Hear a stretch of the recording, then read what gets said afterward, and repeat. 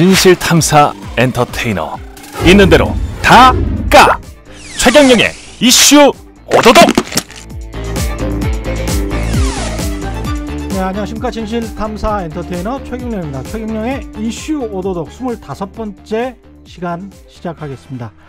이제까지의 익숙했던 것들과 결별을 선언하려고 한다. 통합당을 다시 세우겠다. 우리만의 당이 아닌 국민이 원하는 당이 되겠다.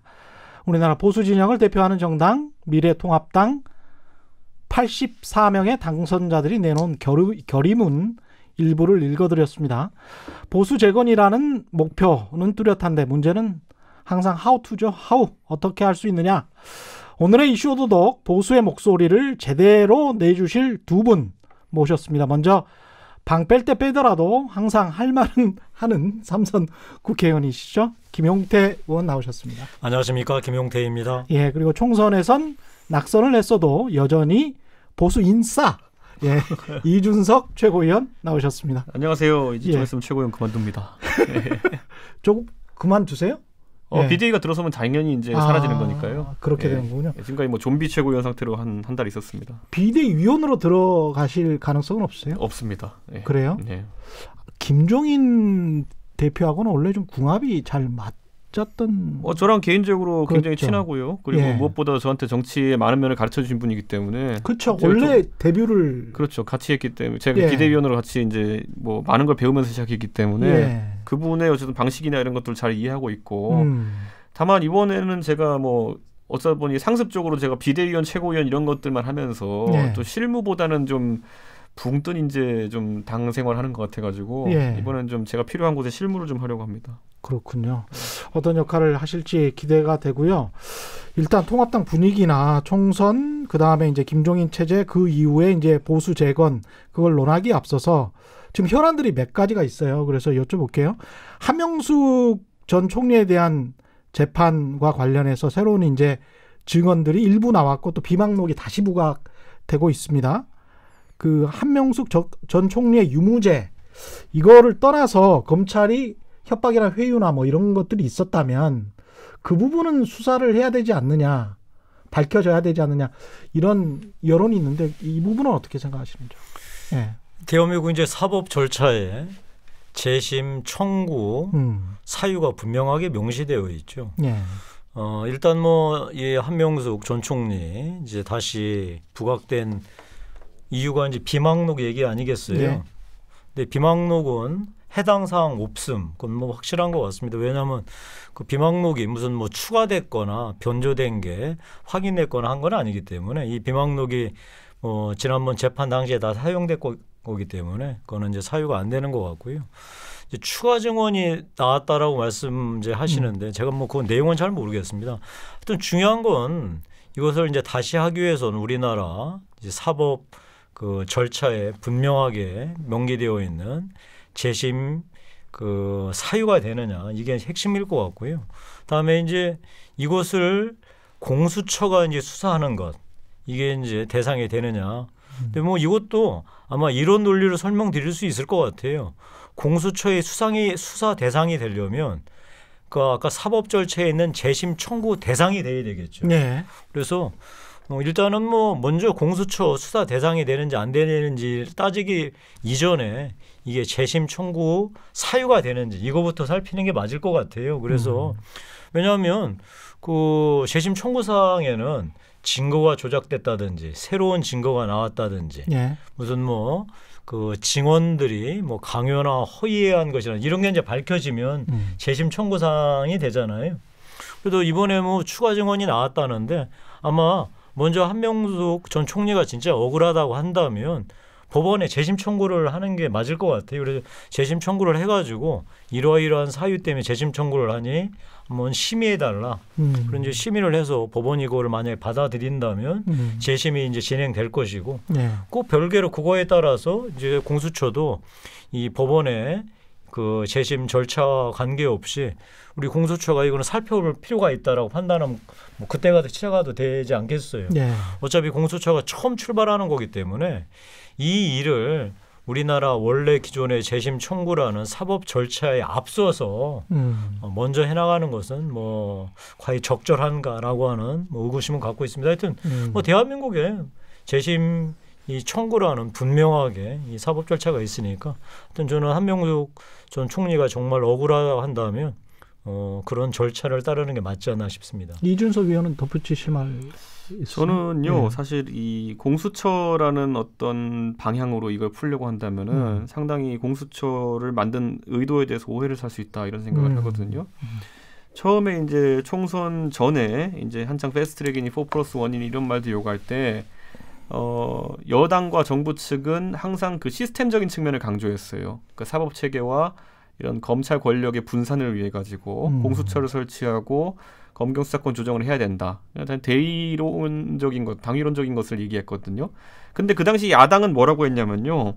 야당은 너희가 그걸 만들려는 의도가 무엇이냐를 많이 공격했어요. 그 논리보다는. 그렇죠. 너희가 혹시 너희들 비리를 감추려고 하는 것 아니냐. 그리고 또 정권이 바뀌면 이게 오히려 당신들의 탄압 대상이 될 수 있다. 탄압 그렇죠. 수단이 될 수 있다. 그리고 그때 딱 시기적으로 어쩌다 보니 맞아떨어진 예를 들어 조국 장관 일가의 수사 같은 것들이 예시로 작동하면서 혹시 이런 것들이 있어가지고 공수처가 주도해가지고 당신들 면피 주려는 거 아니냐 이런 의도를 계속 물었거든요. 맞아요. 그런데 결국 거기서 아니라고 했어요. 여당과 정부는. 이건 시스템적인 측면이고 제도 개혁을 위한 것이다라고 얘기했고 자 그러다 보니까 그때는 그런 공방이 있었는데 이제 총선이 끝나고 나니까 저희가 수학 문제 공부할 때도 보면은 뭐 앞에 내용 읽어가지고 내가 알고 있는지 모르는지 파악 못하잖아요. 네. 딱 이제 연습 문제 들어가는 순간 이게 뭐다라는 파악이 되잖아요. 네. 근데 이번에 연습 문제가 딱 떨어진 겁니다. 그게 뭔가 했더니만은 박주민 의원이 여당의 최고위원이 언급하기를 이런 건 나중에 공수처 갈 수도 있는 거 아니냐. 그래서 이제 많은 이제 국민들이 받아들이기는 공수처라는 그 개념을 넣은 이유가 이런 연습 문제를 풀기 위해서구나라는 게 각인이 되거든요.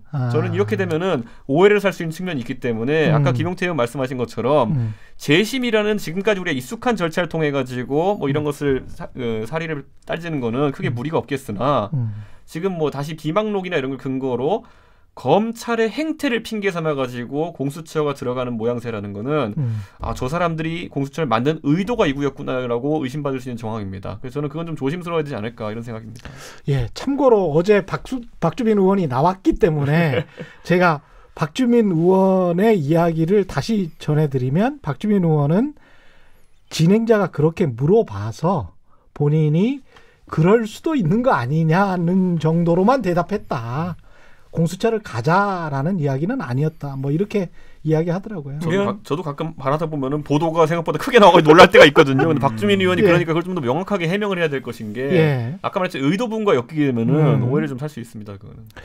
윤미향 당선자 정의연 논란도 계속되고 있는데 이 부분은 사실은 지난 7월에 이준석 최고위원에게 제보가 왔었다면서요? 예. 사실 뭐 이 부분에 대해서는 뭐 그 활동가들 내부 쪽에 내부 제보였던 것 같아요. 그래서 뭐 자금의 집행이라는 건 좀 불투명한 측면이 있다는 지금의 내용과 거의 비슷한 내용의 제보가 왔었는데 다만 저희 입장에서는 사실 내부자 정보라 하더라도 그 단체의 운영 방식이라는 걸 잘 알지 못하기 때문에 그 당시에는 뭐 다른 이슈에 묻혀가지고 저희가 좀 다루지 못했던 측면이 있습니다. 근데 지금 복귀해 보면 지금의 회계 부정이나 이런 것과 내용이 거의 비슷하고요. 사실 뭐 지금까지 시민사회단체라는 것이 다소간에 이제 좋은 일을 한다는 목적을 가지고 움직이기 때문에 뭐 정당이 좀 개입하면 안 될 공간 또는 또 성역화된 공간처럼 인식되는 부분이 있었습니다. 그런데 그렇죠. 이번에 좀 그런 걸 다 깨고 이번에 좀 회계도 그렇고 그리고 활동 목적 같은 것도 그렇고 활동 방식 같은 것도 그렇고 최대한 투명성을 확보하게 하는데 정치권의 역할이 있을 것이다 이렇게 봅니다. 어떻게 생각하십니까? 일단 참 어제 그 이용수 할머니, 그렇죠. 어제 이용수 할머니 기자회견 보면서 세 가지의 감정이 교차하더라고요. 일단은 너무 죄송했습니다. 이용수 할머니한테. 저런 말씀을 하시도록 우리가 이렇게까지 방치했던 게 너무나 송구스럽다. 얼마나 가슴이 아프셨을까. 그리고 얼마나 가슴이 미어졌을까. 그런 생각하니까 너무 이제 죄송하다는 말씀. 두 번째는 할머니가 저렇게까지 또렷하게 기억하시면서 얘기를 하시는 거 놀랬습니다.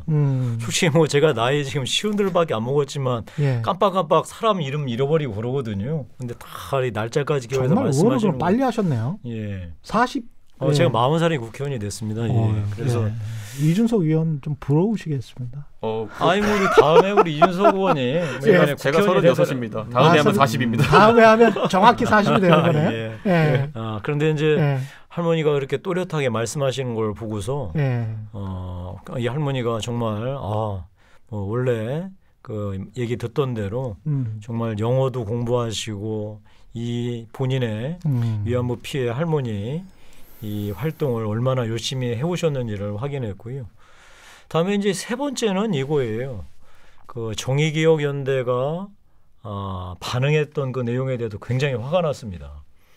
왜냐하면 이렇게 또렷하게 모든 사안을 기억하고 계시는 할머니한테 처음에 정의기억연대가 얘기했던 게 기억이 왜곡됐다 말씀을 했잖아요. 그래도 이거는 정말 아니었는데 이런 생각이 들었고 제가 이 사건을 저는 이렇게 꼭 말씀드리고 싶어요. 그러니까 정대협이나 정의기억연대가 했던 일은 얼마나 숭고한 일입니까? 그거는 그 했던 일을 폄하하는 것은 절대 용납할 수 없다. 그렇죠. 그리고 이 일은 할머니들의 정말 참혹한 희생이 있었기 때문에 그 희생을 다시 한번 그 세상 밖으로 끄집어내서 다시는 이런 반인도적인 전쟁 범죄가 없도록 하자는 전 인류의 어떤 보편적인 그 염원 아니겠어요? 근데 그런데 이 문제를 끄집어낸 게 할머니란 말씀이죠. 그래서 저희는 참 놀랐어요. 만약에 다른 데서 얘기가 터져나왔으면 아마 함부로 정대협이나 정의기억연대를 얘기를 하지 못했을 거예요. 그런데 할머니가 얘기하셨기 때문에 저희가 정의기억연대에 처음에 바랬던 건 이거예요. 이게 어떻게 된 건지 조심스럽게 좀 해명을 해 주셨으면 좋겠다라고 얘기를 했는데 첫 번째 반응이 그걸 우리가 왜 하느냐, 왜 우리한테 가혹하게 하느냐. 그래서 사실은 그런 반응을 보고 저희가 놀랐어요. 그래서 이게 뭔가 좀 이상하다. 그러면서 이게 점점 이래 여기까지 왔거든요. 그래서 저는 이 문제는 이렇게 처리했으면 좋겠어요. 어제 이용수 할머니께서 말씀하신 대로 정의기억, 그러니까 윤미향 당선인이 아니고 정의기억연대, 그 전에 정대협이 했던 일, 그다음에 할머니들, 이분들의 숭고한 헌신을 정말 기리기 위해서라도 사실관계를 이제 방법이 없습니다. 검찰이 제대로 밝혀주셨으면 좋겠어요. 그래야지 서로가 깨끗할 것 같아요. 회계 투명성 문제들. 회계 투명성이든 뭐든 간에. 근데 어제 할머니가 정말 너무나 대단하게 방향을 짚어주시더라고요. 여러 가지 불거진 문제들은 검찰이 깨끗하게 좀 조사해서 정리해주고 앞으로 할 일은 이 미래지향적으로 정의기억연대가 이렇게 일을 해나갔으면 좋겠다. 그리고 위안부 피해 할머니 문제를 이렇게 해나갔으면 좋겠다. 앞으로 그렇게 나가면 될 것 같아요. 이 문제를 저희가 계속해서 더 이상 거론하고 하는 것보다는 다음에 정치권에서 이 문제를 이렇게 풀자 저렇게 풀자.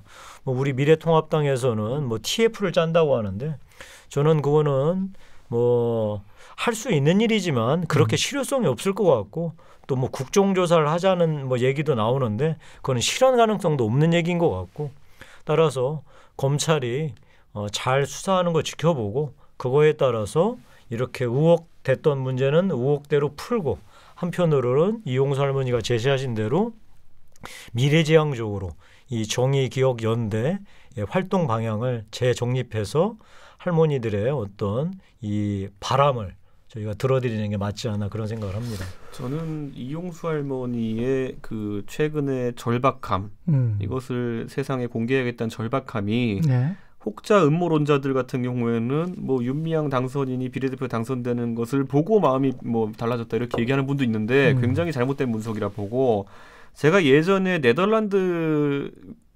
출신의 위안부들에 대한 다큐멘터리 한번 본 적이 있었거든요. 네덜란드도 과거에 그 인도네시아를 지배했었는데 그때 일본군이 들어오면서 네덜란드의 위안부들이 문제가 심각했는데 그걸 해결하는 그 문제에 대해서 네덜란드 위안부 할머니들이 뭐라 그랬냐면은 이 문제를 어떻게 해결해야 됩니까? 라는 질문에 대해서 활동가들도 그렇고 할머니들도 그렇고 이 얘기 하시더라고요. 우리가 죽기 전에, 돌아가시기 전에 그 얘기를 하더라고요.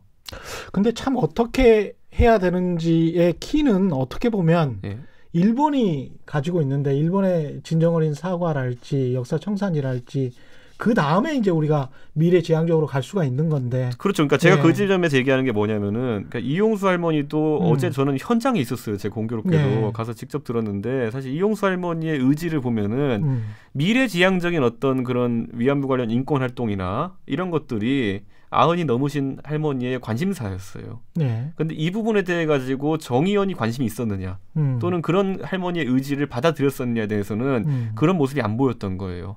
그리고 나서 할머니가 묘사했던 것은 모금 활동만 계속 하고 다녔다 이런 거예요. 그러니까 저는 이 방향성에 대해서 우리 한번 생각해 봐야 될 것이 지금까지 우리 사회에서 이것을 과연 뭐 어떤 식으로 승화시킬 것이냐 또는 어떤 단계에서 일본에게 요구할 것이냐 또는 어떤 타임라인을 가지고 움직일 거냐에 대해 가지고 정치적으로 갑론을박만 있었을 뿐이지 할머니들이 보기에는 진짜 하나도 만족스러운 게 없었던 거예요. 2015년에 한일 위안부 합의가 마음에 안 들었다라는 일각의 주장 그걸 받아들여서 파기가 됐어요.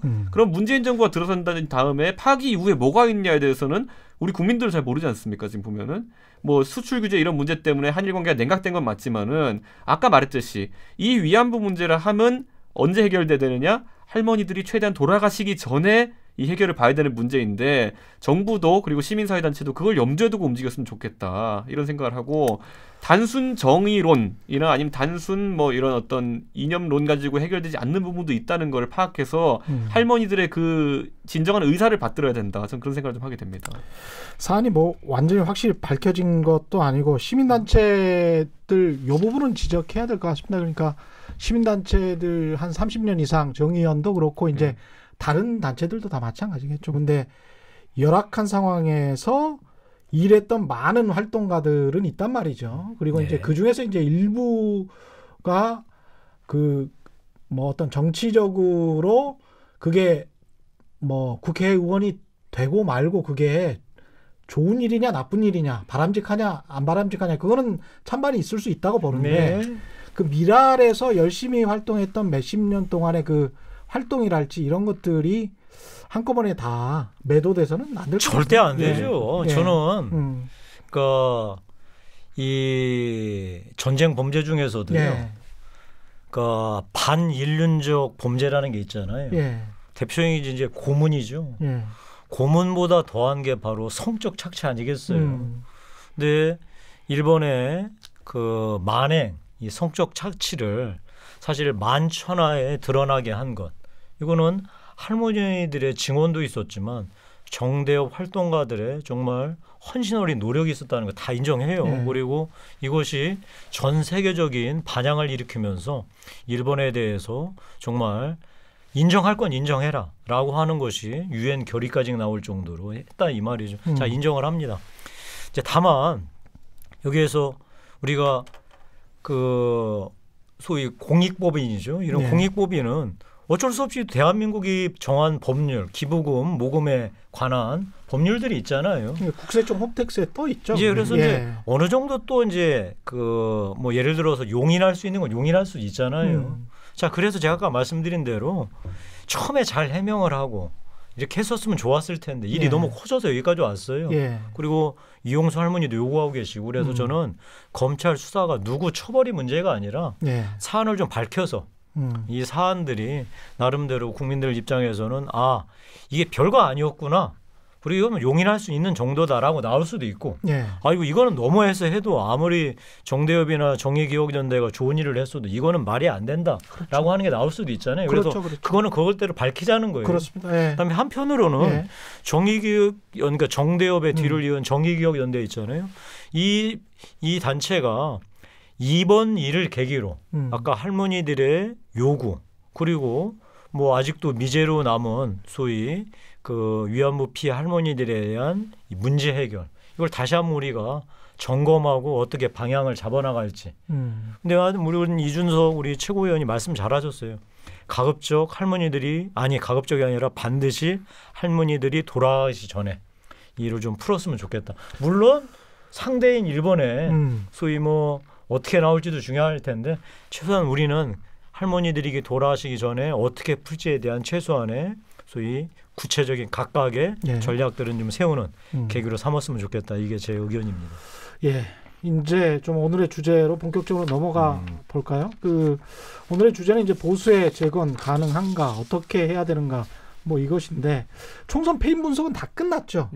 어떻게 보십니까? 왜 졌다고 보십니까? 국민들도 다 알고 있는 부분이 있고요. 제가 이제 총선 전에 합당이 되기 전에 또는 통합이 되기 전에 제가 언급했던 게 제가 좀 격한 표현으로 통합무세라는 말을 썼었어요. 통합 앵무새라고. 통합만 하면 이긴다라는 말을 하는 사람들한테 제가 반박하면서 지금 서울의 판세를 제가 서울에 출마했으니까 서울의 판세를 봤을 때 단순 통합만으로 과거의 보수 지지층만 가지고 선거에 나간다고 했을 때 한 무난하게 37% 정도 나올 것 같다 사람들이. 네, 그 정도. 과거보다 콘크리트층이라고 하는 것이 많이 얇아졌고 뭐 과거에 2012년이 새누리당이 마지막으로 이겼던 총선인데 그때에 비해서 이념적 지형이 훨씬 오른쪽으로 가 있다. 그렇다면 뭐 얻을 수 있는 표의 최대치가 훨씬 적을 거 아니냐. 이걸 제가 운동장에 비유해가지고 학생이든 정당이든 어느 시점에 그 운동장의 학생들을 조회 시간을 정렬시키려면은 가장 먼저 선생님이 하는 게 뭐냐면은 너 기준 이렇게 찍습니다. 맞아요. 예, 기준. 이번에는 딱 우리 당에서 기준을 찍은 데가 어디냐면은 운동장 오른쪽 끝에서 찍었어요.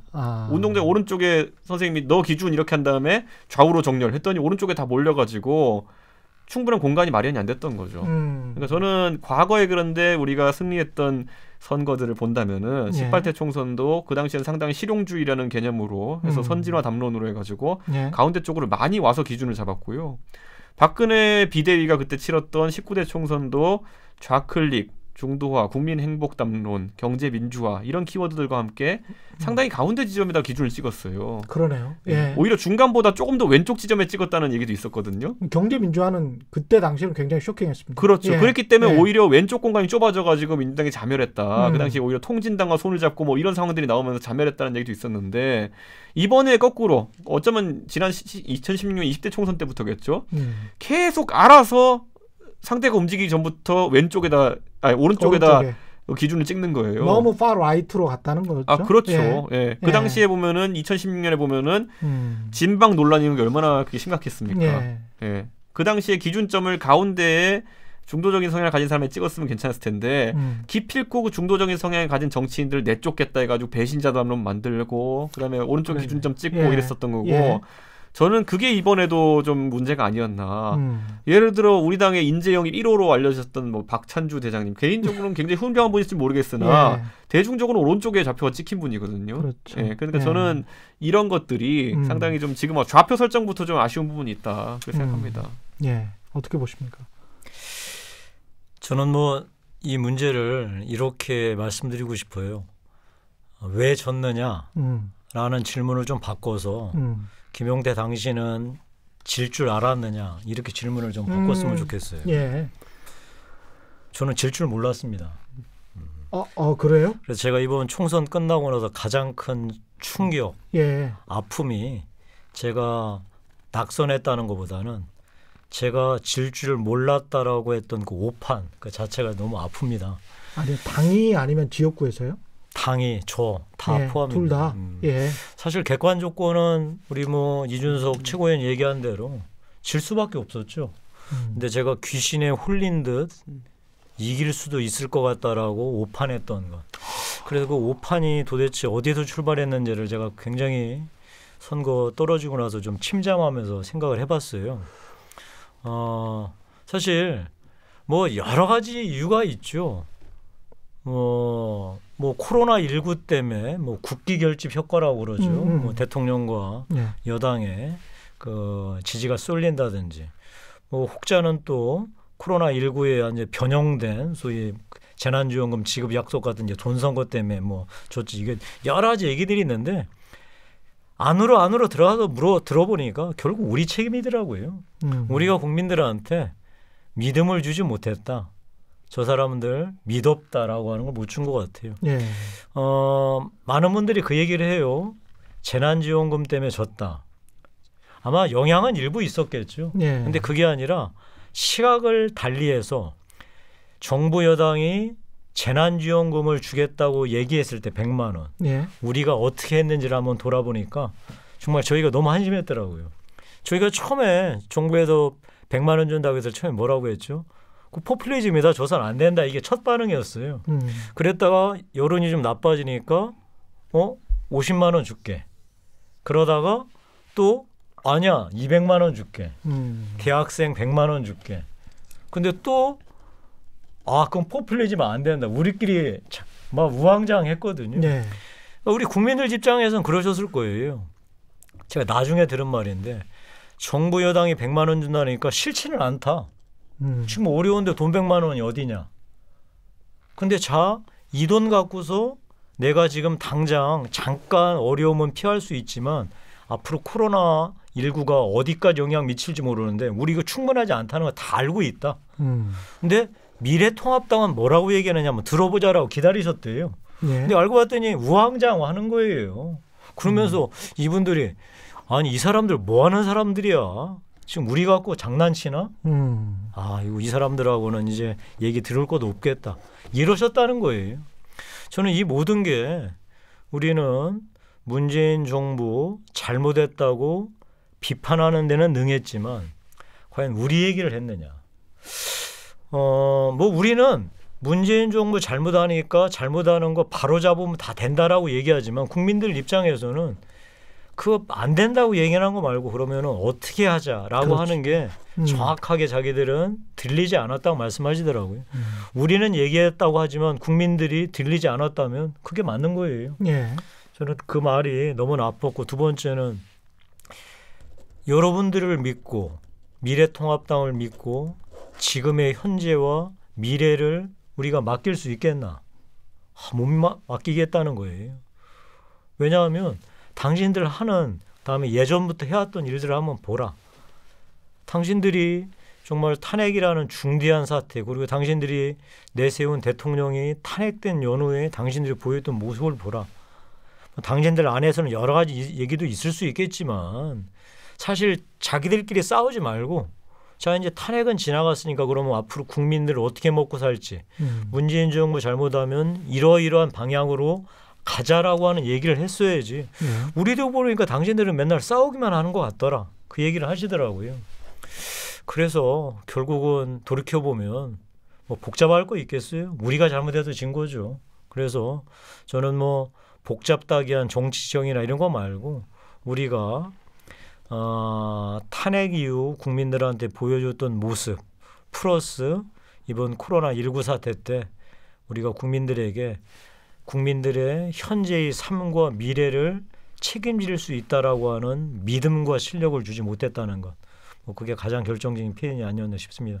저는 그것도 까맣게 모르고 국민들의 심정도 모르고 아이고 선거 좀 할 줄 안다고 생각했던 사람이 몰랐다가 이번에 뭐 확실하게 제가 국민들한테 회초리를 맞았고 이 회초리가 저한테 과연 다시 정치를 재개하는 데 있어서 어떤 역할을 할지는 모르지만 달게 맞고 뼈저리게 몸에 새겨서 한번 미래통합당 조금이라도 이 혁신하는데 미력이나마 한번 나서 보려고 그럽니다. 아니 저는 좀 지금 깜짝 놀란 게 김용태 의원이 구로에 출마를 하셨는데 그래도 될 줄 알았다라고 생각을 하셨다는 게 제가 객관적으로 봤을 땐 구로는 너무나 험한 지역이고 미래통합당에게는 그래서 저는 당연히 안 될 줄로 알았고요.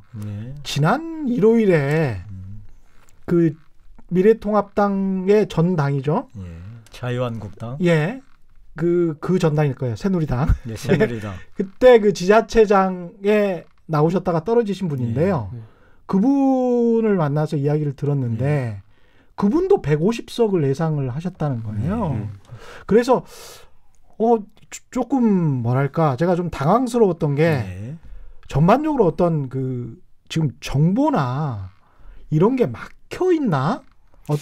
너무나 어떤 서클에 갇혀서 그분들끼리만 이야기하나 왜 이렇게 의석수를 크게 차이가 나서 이렇게 정치를 오래 하신 분들도 이렇게 예상을 하지 뭐 이런 느낌을 받았거든요. 근데 고해성사를 드리겠습니다. 저는 제가 이제 원래 지역구였던 서울 양천을 지역도 굉장히 어려운 지역이에요. 제가 3번 선거 연달아 당선될 때도 정당 지지율보다 정당주의율이 훨씬 뭐 사실 이제 민주당이 셌던 거를 제가 뒤집어서 이겨왔었어요. 예. 나름 이제 제가 이제 선거 전문가라고 저는 개인적으로 생각했었죠. 예. 근데 이번에 이제 선거를 하러 구로울에 갔으니까 아까 우리 진행자 말씀하신 대로 예. 객관 조건은 절대 이길 수 없죠. 어떤 경우에도. 근데 이제 코로나19가 만든 독특한 환경이 있었어요. 매우 제한적이었지만 만나는 분들, 그분들을 뵀더니 너무 힘들고 불안해하세요. 그래서 저희가 이제 물어봤죠. 이게 지금 이 힘들고 어려운 게 코로나19 때문이냐 그랬더니 아니 그 전부터도 그랬었다는 거예요. 그렇죠. 코로나19 때문에 더 어려워졌다. 그래서 제가 이제 또 물어봤죠. 그럼 문재인 대통령 잘하시는 거 아니야? 그랬더니 아이 무슨 잘하기는 뭘. 그래서 제가 그럼 그렇지. 이게 코로나19 전부터도 경제가 엉망이었고 문재인 대통령 잘하는 거 없다더라. 라고 하니까 이거 선거 해볼 만하다. 이렇게 생각했던 거예요. 그런데 문제는 결정적으로 제가 이 질문을 빼먹은 거예요. 그럼 우리 미래통합당은요? 아마 이걸 물어봤으면 그러네. 그분들이 그러셨을 거예요. 미래통합당? 아니 미래통합당이 여기서 왜 나오나? 아니 당신들 꼴 한번 보라. 당신들이 무슨 자격이었다고 문재인 대통령을 심판하라 말라 하냐. 해도 우리가 하고 안 해도 우리가 하지. 그리고 솔직한 얘기로 당신들이 우리의 현재 아니 나아가서 미래까지 책임을 지겠다고? 못 믿겠다. 딱 그거였던 것 같아요. 제가 만약에 그렇게 질문을 했으면 근데 제가 그 질문을 못한 거예요. 그냥 앞부분까지만 하고서 지레짐작해서 참 그래서 제 스스로 이번에 패배한 게 뭐 여러 가지 패인 분석 뭐 전문가들이 별의별 얘기를 다 하시지만 일선에서 떴던 후보 입장에서는 정말로 우리가 얼마나 거대하게 오판을 했는지 반면 국민들께서는 정말 실존적인 본인들의 생존과 미래에 대한 선택을 하신 거구나. 하여튼 뭐 제가 정치하는 사람으로서 제 스스로 뼈저리게 반성하고 있고 하여튼 이 반성을 통해서 우리 미래통합당이 어디부터 어떻게 바꿔야 할지에 대해서 제가 좀 길을 찾고 있는 중입니다. 예. 저는 뭐 양천 을이나 노원병이나 난이도 비슷할 겁니다. 보면은. 예.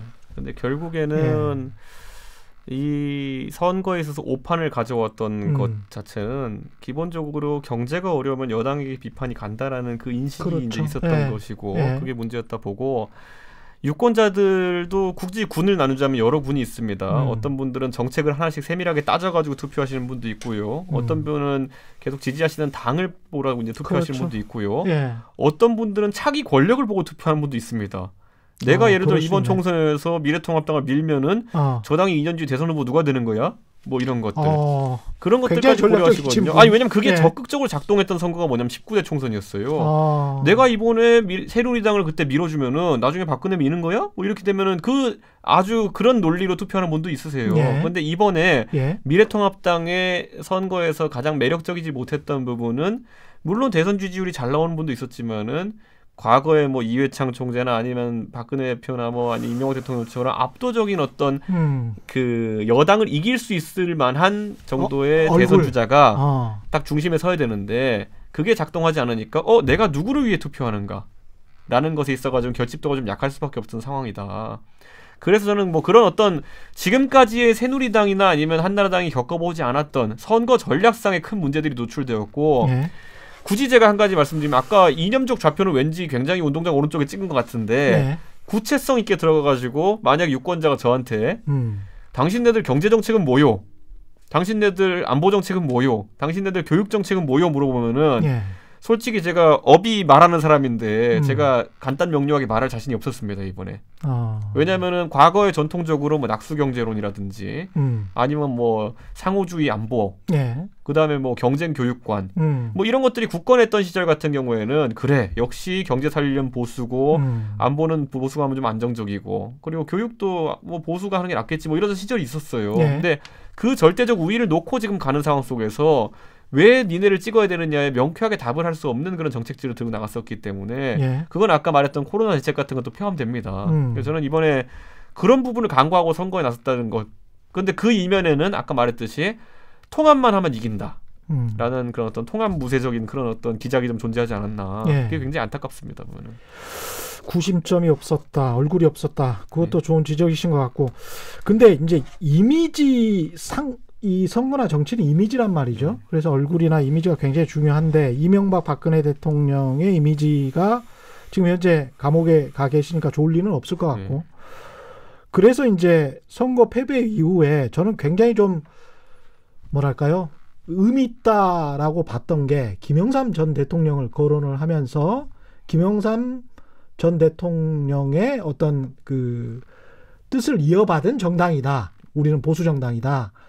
이거는 굉장히 이제 김영삼을 강조했던 시기가 굉장히 오랜만에 찾아온 것 같아요. 김무성 대표하던 시절에도 그 YS의 가치관이나 이런 것들을 좀 당에 편입시키려 노력을 많이 했던 게 사실입니다. 그런데 그 당시에는 그런 부분이 부각되어서 당의 정체성을 자리 잡기보다는 그쵸. 비박이네 친박이네 하는 어떤 당파 싸움이 국민의 관심을 많이 받았기 때문에 그게 좀 약해졌고 이번에 특히 그래서 이제 저희가 주목해야 될 만한 시도가 결국엔 주호영 원내대표가 들어오면서 5.18 광주민주화운동에 대한 입장을 어떻게 정리할 것이냐가 잠시 화두가 됐었는데 잘 역사적으로 되짚어보면 광주민주화운동을 민주화운동으로 격상시킨 사람이 바로 YS입니다.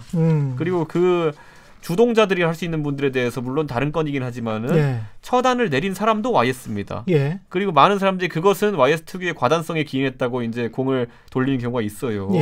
그렇다면 그것을 하나의 적극적인 가치로 편입시킬 기회들이 있었는데도 지금은 그렇게 하지 못했던 것들. 그렇죠. 이런 게 사실 한 2016년 이후에, 그러니까 2015년, 16년 이후에, 그러니까 박근혜 대통령 그때 대통령 한 번 하면 어차피 탄핵이 안 됐더라도 그 다음 선거에 영향을 끼치면 안 되는 상태였거든요. 그렇죠. 근데 거기서 한번 방향 전환을 이끌어낼 수 있는 기회가 있었는데 그렇게 하지 못했던 것. 반대로 그러면 지금의 민주당 같은 경우에는 김대중 대통령의 어쨌든 그 시대가 지나고 나가지고 노무현 대통령과 지금 문재인 대통령이 이루어지는 주류 세력의 교체라고 할까요? 아니면 시대 정신의 교체라는 것이 굉장히 스무스하게 이루어졌기 때문에 지금 집권을 하고 있는 거거든요. 그렇죠. 그런데 지금 그 결국에는 박정희, 박근혜 이런 프레임, 그 이후에 산업화 프레임 이후에 다음 단계를 보수가 만들어내는 거 성공했느냐? 못했고 저는 아직도 헤매고 있다 이렇게 보기 때문에 이걸 찾는 게 좀 관건이 될 것이다 이렇게 봅니다. 제가 2018년제 사무총장 시절에 김영삼 대통령 3주기 추모식을 저희 그 당시 자유한국당 이름으로 이제 최초로 우리 국회 의원회관 대강당에서 했습니다. 근데 놀랍게도 환영하시는 분도 뭐 계셨지만 그렇게 탐탁지 않게 여기시는 분도 계시더라고요. 뭐 솔직히 말씀드리지만 뭐 우리 당의 원료 저기 공화당부터 해서 저희 보수 정당에 뭐 절대적인 영향을 미친 분은 분명히 박정희 대통령 맞죠. 전두환은 어떻습니까? 네, 참 있습니까? 아직도 그 어떤 당에 저는 그게 되게 궁금해요. 왜냐하면 5.18 망언 그 김순례 최고위원도 그렇고 사실은 김종인 비대위원장 지금 들어오셨습니다만은 과거 이제 국보위원을 하셨잖아요. 근데 그게 이제 안 떠올려지는 사람들은 안 떠올려지겠지만 자칫하다간 김영삼 전 대통령을 당의 얼굴로 가져가는 거는 좋은 선택이라고 봐요. 근데 전두환 전 대통령이 살짝 떠올려질 수 있는. 뭐 그거는 뭐 그 있을 수 없는 일이고요. 그 김영삼 대통령 관련해서는 우리의 자랑스러운 뭐 정말로 그 본받아야 할 선배이자 정말 큰 업적을 지닌 우리의 당원 동지 선배이시죠. 그 좀 분명하고 앞으로 이제 우리 당이 해나갈 일은 뭐 박정희 대통령이 뭐 진보에서는 비판하시겠죠. 근데 보수에서는 기본적으로 07과삼 큰 틀에서 박정희 대통령의 027이고 07과삼이라고 하는 건 뭐 저희로서는 뭐 그런 생각을 갖고 있고 마찬가지로 우리 김영삼 대통령도 마찬가지고. 그런데 지금 우리 보수한테 정말 중요하고 우리 미래통합한테 중요한 거는 과거의 영광이 아니에요. 우리가 찾을 거는 얼마 전에 있었던 오욕, 우리 국민들한테 드렸던 실망, 이것을 그 이유가 무엇인지 정확하게 찾고 그거에서 교훈은 어때? 나머지 부분은 깨끗하게 단절하는 이런 결단을 내려야죠. 결단을 내린 다음에 자 지금 앞으로 나갈 일이 가장 중요하지 그렇죠. 않겠어요? 그렇죠. 근데 특히 우리한테는 정말 좋은 기회가 왔어요. 어찌 보면 보수, 미래통합당은 이번 총선으로 그라운드 제로가 됐습니다. 이 그라운드 제로라는 게 핵폭탄이 터진 피폭 지점을 얘기하기도 하지만 한편으로는 새로운 출발의 시작이라고 하는 의미로도 요새 쓰인다고 그러더라고요. 저는 그래서 우리 이번 총선을 통해서 미래통합당이 속된 말로 폭삭 망했지만 여기서 새롭게 한번 시작해보는 거죠. 완전히 새롭게 출발한다. 마침 코로나가 왔잖아요. 자 그래서 이 코로나가 언제 종식될지는 모르지만 이제 포스트 팬데믹 시대가 본격적으로 열릴 겁니다. 아마 이 시대는 과연 진영이라는 게 의미가 있을까? 그러니까 정말 포스트 팩션, 진영을 넘어서는 새로운 계기가 우리가 뭐 진영 논리에서 벗어나자라고 말로 백날 해봤자 안 되잖아요. 근데 아마 코로나가 강제로 그걸 시킬 것 같아요. 그래서 무언가 우리 국민의 삶을 전진시키고 대한민국을 생존과 번영으로 끄는 무언가의 길을 찾는 이거를 어느 당이 어느 세력이 나아가 심지어는 어느 인물이 이걸 제시하느냐에 따라서 그 세력과 정당이 살아남을 수 있지 않을까. 그래도 저는 우리 미래통합당이 정말 포스트 팬데믹 시대에 포스트 팩션 진영을 떠나서 새로운 가치, 새로운 비전을 제시하는 일이 정말 중요하다고 생각합니다. 이준석 위원께 미리 말씀을 못 드렸는데 우리가 편집을 안 해요. 편집을 안 해서 이 전체적으로 한번 풀샷 잡히지 않습니까? 계속 나가거든요. 이게 하품하시면 안 돼요. 진짜 피곤합니다. 그런데 요즘은 이게 보수 입장에서는 그 선거 끝난 다음부터 뭐 어떤 분들은 제가 솔직히 말씀드리면은 잠을 못 자는 분도 계세요.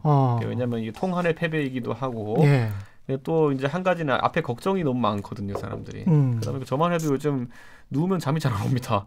그런데 그 관점에서 이제 두 가지 선택들을 보통 하죠. 어떤 분들은 내 부족함을 깨닫고 정치를 그만두기도 하고, 어떤 분들은 그래도 책임의식을 갖고 앞으로 나가기도 하고요. 근데 제가 지금까지 경험했던 어떤 선거보다도 전자의 비율이 높은 지금 상황이에요. 그렇구나. 그러니까 역부족이라는 걸 느낀다는 분들이 많은데 저는 그 역부족이라는 것이 아까 선거 스킬적인 측면에서 우리가 나아가가지고 민주당 후보와 싸우는 데 있어가지고 우리의 부족함을 느꼈다.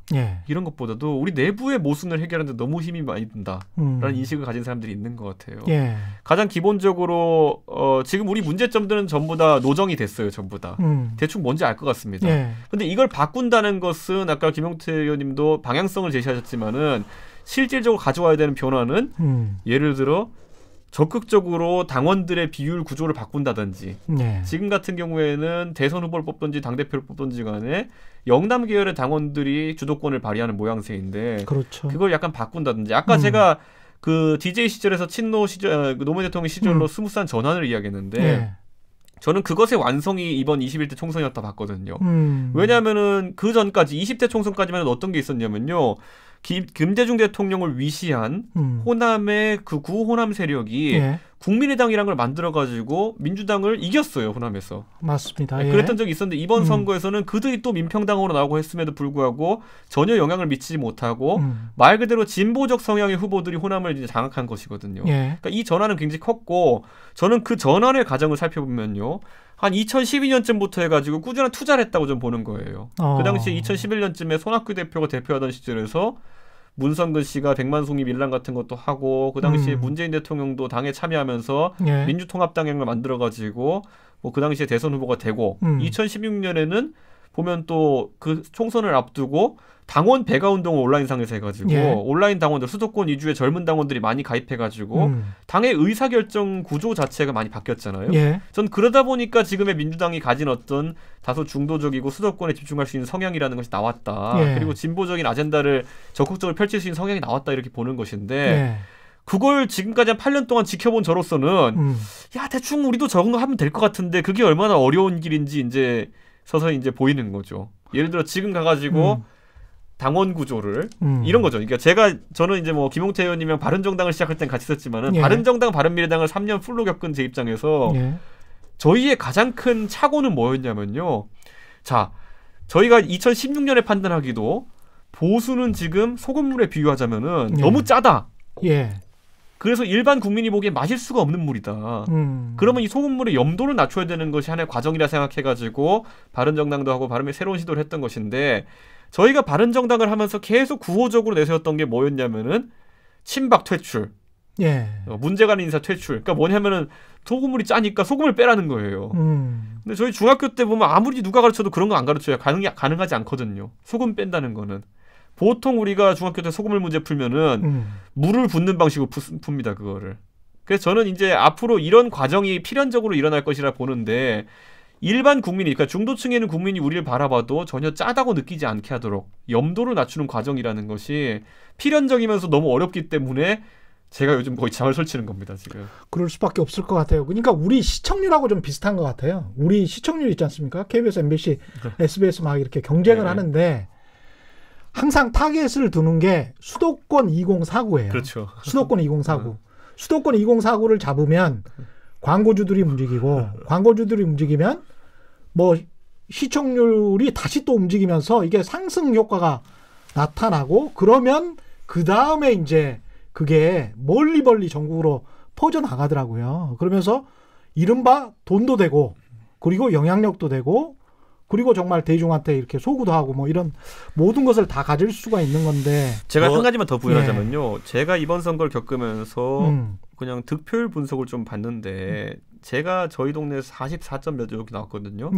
저희 밑에 이제 노원, 을, 갑 이런 곳에 36, 38 이렇게 받으셨어요. 전직 국회의원들이신데 그 차이가 보통 어디서 나왔냐를 보니까 20대 지지율을 어떻게 편입할 것이냐 하더라고요. 그러니까 보수의 과거 전통적 지지층이라고 할 수 있는 2012년 대선 때는 그게 50대였고 지금 60대입니다. 10년이 지나가지고. 그렇다면은 그분들 외에 어떤 지지층을 마련할 것이냐 있어가지고 사실 답은 하나입니다. 그러니까 20대가 지금 뭐 필연적으로 문재인 정부 시기에 젊은 시기를 보내서 그런지 모르겠지만은 정부가 하는 일에 대해서 비판적으로 보라보는 시각이 있고 그러다 보니까 반정부까지는 아니더라도 아까 말했던 비판적 시각을 가지고 접근하고 있어요. 예를 들어 일자리 문제나 이런 것들에 대해서. 그런데 아까 저희가 처음에 얘기했듯이 그들을 지지층으로 편입시키는 과제는 굉장히 어렵습니다.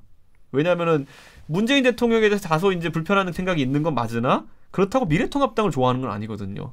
여전히 비판적이죠. 그런데 그것에 대해서 약간의 소기의 성과를 거뒀던 것이 저랑 하태경 의원이 그 지금까지 그런 어떤 활동들을 하면서 좀 관심을 끌었던 것이 있어서 실제로 20대 득표를 보면 저랑 하태경 의원은 다소 유의미하게 차이가 났어요. 다른 후보들과. 그런데 이게 굳이 비유하면 이거죠. 볼링 치다 보면은 저희가 2번 굴려가지고 스페어 처리해야 되잖아요. 그렇죠. 한 번 딱 굴렸는데 제일 좀 상황이 안 좋은 게 뭐냐면은 오른쪽에 3개 남고 왼쪽에 하나 남는 거. 그렇습니다. 지금 미래통합당의 상황이 딱 그거예요. 한 대충 한 40% 지지율 나오는데 10개 편 중에 오른쪽에 3개 있고 왼쪽에 1개 있는 거예요. 20대도 조금 찍어줘요 보면은. 그렇다면은 저희가 이제 고민해야 되는 거는 이 스플릿 처리 아닙니까? 이거 보면은. 그렇죠. 어떻게 이걸 동시에 넘어뜨리느냐. 근데 이거 아주 교묘한 메시지들을 개발하고 20대를 좀 더 두껍게 만들지 않으면은 절대 이거 스페어 처리 못 합니다. 왜냐하면 지금만 보세요. 전통적 보수층이 반응하는 단어들. 뭐 애국 보수 뭐 이런 것들. 이 단어에 전혀 이쪽 핀들은 안 흔들립니다. 그러니까 이 양쪽 스플릿 난 핀들을 공략할 수 있는 그런 언어를 개발해야 되는 그런 담론을 개발해야 되는데 그러네요. 그게 잠시 잃었던 게 조국 장관 때 공정 담론이었어요. 근데 그걸 흡수하는데 완전 실패했다는 것이 이번 총선 때 드러난 것이죠. 그러네. 그러니까 저는 앞으로 이 스플릿 상황들을 어떻게 처리할 것이냐. 3, 4, 50대는 지금의 관성대로 나이가 들면서 계속 이제 진보적 성향을 표출할 거라 저는 봅니다. 그런데 20대와 60대 이상층이 어떻게 결합하느냐. 이게 선결 과제인데 지금의 우리 언어와 우리 인물 가지고는 한계점이 있다는 것이 드러났습니다. 뭐 이렇게 분석적으로 우리 이준석 최고위원처럼 뭐 저도 하고 싶은 얘기도 있고 그다음에 우리 당내에 여러 가지 얘기 있는데 하지 않겠습니다. 다만 이제 정치라는 게 얼마나 간절하게 하느냐 정말 저는 그게 중요하다고 생각을 해요. 제가 이번에 선거 지고 나서 한 3일 정도 지나서 이제 현실 감각이 들어오니까 김영삼 대통령 묘소를 한번 참배해야 되겠다 그런 생각이 들더라고요. 그래서 이제 혼자 갔습니다. 근데 이제 아침에 갈 때 집에서 일어나서 출발하는데 갑자기 이제 그 생각이 드는 거예요. 예전에 김영삼 대통령께서 신민당 총재 시절 그러니까 박정희 대통령이 이제 시해당하기 전에 한 보름 전에 국회의원직에서 제명당하셨거든요. 그때 이제 박정희 뭐 독재 정권에서 이제 제명당했죠. 근데 제명당할 때 이런 말씀을 하셨죠. 그 유명한 잠시 사는 것 같지만 영원히 죽는 길을 택하지 않고 잠시 죽는 것 같지만 영원히 사는 길을 택하겠다. 정말 지극한 정치죠. 저는 뭐 국회의원 제명이 아니라 한번 낙선한 거였거든요. 근데 낙선하고 나서 제가 느낀 게 과연 정말 지극하게 정치를 했느냐. 간절하게 했느냐. 그렇게 하지 못한 것 같더라고요. 특히 제가 재선이 되고 3선이 되면서 정말로 저한테 공천을 준 우리 미래통합당 이 문제가 생겼을 때 정말로 국회의원직 제명까지 각오할 정도로 지극하게 우리 당에 애정을 갖고 그걸 고치려고 노력을 했느냐. 그러지 못했고 우리 당을 국민들에게 조금이라도 사랑받게 하기 위해서 제가 정말 지극하게 노력을 했느냐. 하지 못했다는 반성에 이르게 되더라고요. 결국은 누굴 탓하겠어요. 옛말에 정말 반구적이라고 반구적이 뭐 활을 쐈는데 관역을 빗나가면 활을 쏜 자기를 돌아봐야지 관역을 탓해봤자 무슨 소용이 있겠어요. 저는 이제 우리 뭐 새 출발을 이제 곧 하잖아요. 우리 김종인 비대위원장 뭐 호불호도 갈리고 기대 반, 뭐 걱정 반, 심지어는 뭐 비아냥 반도 있는데 김종인 비대위원장을 필두로 해서 우리가 무언가 새롭게 국민의 마음을 얻기 위한 지극한 정치를 해나가면 뭐 국민들께서 기회를 주시지 않겠어요? 다만 우리가 얼마나 지극하게 하느냐 거기에 달려 있지. 뭐 여러 가지 뭐 그런 것들은 국민들께서 아마 다 지켜보고 계실 거다 그런 생각을 합니다. 저는 김용태 의원님보다 약간 더 악바리 같이 이 시기를 보낼 겁니다. 이게 뭐냐면은 저도 그런 생각을 해요. 저도 이제 제 정치권에서 들어와서 제가 했던 8년 정도를 보면은 제가 이제 선거는 4년 전부터 나갔지만은 지난 8년 동안 제 개인 인지도나 이런 것을 높이는 데는 성공했을지 모르겠으나 결국에는 보수 진영 전반의 문제를 해결하는 과정에는 제가 기여한 바가 적다라는 생각을 하게 됐거든요. 그러다 보니까 제가 다소 이제 그런 과정을 통해서 얻어진 인지도나 이런 게 있다면은 이제는 그 캐시를 전환해야죠. 이제 이거를 전환한다는 것이 아까 말했듯이 염도를 낮추는 것 이게 어떤 방법으로 가능할까? 제가 전국적으로 돌아다니면서 아까 제가 말했던 새로운 지지층으로 편입될 가능성이 있는 20대를 만나고 그리고 그들과 뭐 20대만을 국한한 건 아니지만은 그들을 주축으로 해서 만나고 맥주 한 잔이라도 하면서 당원으로 편입시키고 그게 제가 올 여름을 불사르겠다는 목적을 가지고 움직이는 거거든요.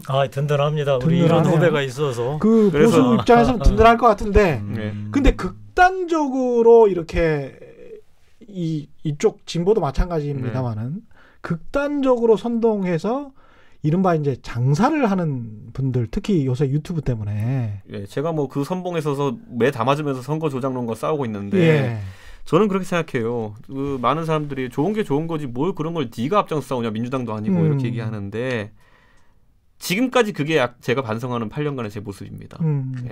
우리 내부 진영의 모순을 해결해야 됐을 때 우리가 나서지 않았던 것들. 저는 제 나름대로 박근혜 대통령이 잘못한다고 할 때 지적한다고 했고 말도 많이 했고 우리 김용태 의원도 그 과정에 많이 했지만은 그게 부족했으니까 이렇게 된 겁니다. 우리가. 그걸 안 했다가 아니라 우리는 그거를 했지만 부족했기 때문에 자정 능력을 상실했고 그러다 보니 탄핵이라는 불명예까지 당하고 지금 당은 이렇게 된 건데 저는 오히려 더 가열차게 해야 된다. 이런 생각하고 당원 같은 문제도요. 제가 봤을 때는 거의 불가능한 수치입니다. 제가 도전하는 수치가. 왜냐하면 지난번에 황교안 대표가 전당대회에서 5만 표 정도 받았고요. 오세훈 시장이 한 2만 몇천 표. 그다음에 김진태 의원이 한 19,800표 이렇게 받았거든요. 그 말은 친박 성향의 표가 거의 7대3으로 많다는 얘기예요. 또는 강경 보수적 성향의 표가. 근데 그거를 7대3을 뒤집어 보려고 그러면은 4에 해당하는 수치를 모집해야 되는 거거든요. 그러네요. 저는 이거 지금 내년 전당대회 뭐 1년 2년 프레임으로 하고 하는 게 아니라 아까 제가 말씀드렸잖아요. 친노라는 사람들은 노무현 정신을 이어받겠다는 사람들은 8년 동안 갈고 닦아서 21대 총선에서 호남까지 이제 본인들이 우세를 보일 만큼 당을 바꿔놓은 거거든요.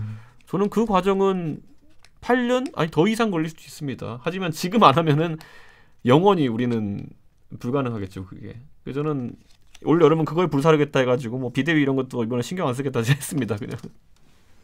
마지막으로 좀 덧붙이실 말씀 있으십니까? 보수로서 보수가 지켜야 할 것과 버려야 할 것들 이거는 좀 질문을 안 했는데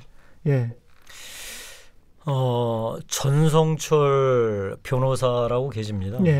이분은 원래 이제 진보 상영이었죠. 뭐 민주당 후보로서 민주당의 최대 험지라고 하는 강남갑에 2000년도에 도전을 하실 정도로 진보 성향이었는데 자기 스스로 나이가 먹고 사회 경험을 쌓으면서 보수로 거꾸로 전향을 했다라고 하시는 분이 계세요. 그분이 보수의 영혼이라는 책을 쓰셨는데 제가 이번 낙선하고서 그 책을 다시 읽고 많은 생각을 하게 됐습니다. 보수도 나름 분명한 이유가 있으니까 우리 한 시대를 나아가서 인류 역사의 한 수레바퀴의 축을 담당했던 거 아니겠어요? 지금은 사실 이 보수가 너무나 망가져서 솔직히 대한민국에서는 진보의 바퀴가 너무 커요. 근데 진보의 바퀴가 너무 크다고 우리 사회가 잘 갈까요? 천만의 말씀이에요. 그거는 바퀴가 다르기 때문에 앞으로 나가지 못하고 계속 원을거리면서 제자리를 돌게 마련입니다. 따라서 이제 보수의 바퀴를 키우고 대신 튼튼하게 제대로 키워야 되겠죠. 보수의 가장 본질적인 가치는 그거 아니겠어요? 자유. 근데 그 자유가 그냥 자유가 아니라 선택의 자유. 근데 우리 보수는 굳건하게 자유와 선택이 우리 개인의 삶과 공동체의 삶, 나아가서 국가를 번영시키고 풍요롭게 한다는 그 믿음.